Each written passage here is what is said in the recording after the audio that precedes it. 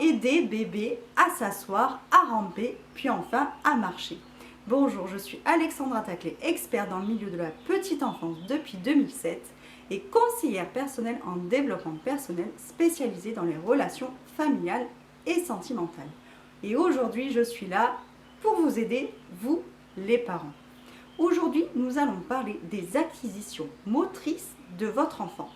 Bien souvent, en tant que parents, nous aidons nos enfants à se retourner sur le dos, à se mettre en position assise.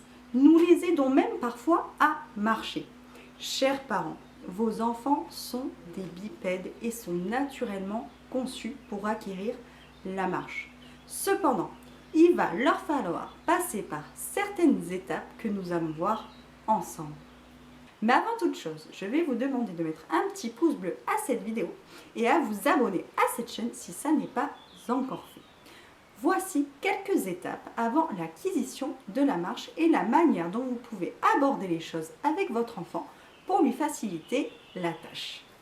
Vous avez certainement déjà entendu parler de la motricité libre. Mais qu'est-ce que la motricité libre ?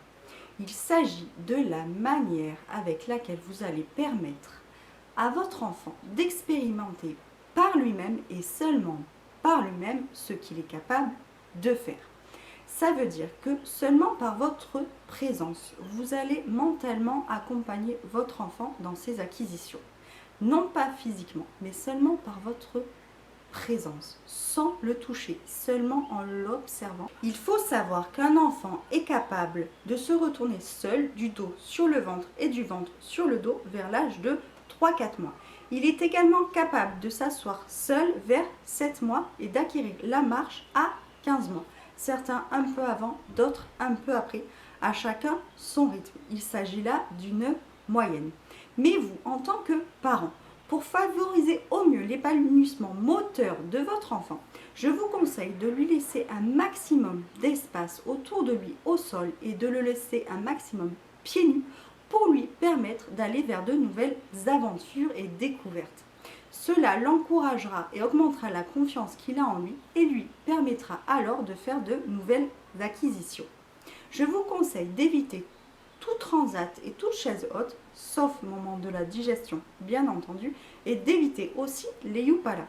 Au contraire, laissez-lui l'espace nécessaire au sol pour faire de nouvelles découvertes et acquérir l'autonomie nécessaire pour aller de l'avant dans ces nouvelles acquisitions. Il suffira simplement que vous soyez là attentive et à l'observer pour lui donner confiance. Si cette vidéo vous a plu, mettez un petit pouce bleu et mettez en commentaire quel est l'âge de votre enfant et quelles sont ses acquisitions actuelles. Ciao, ciao les amis!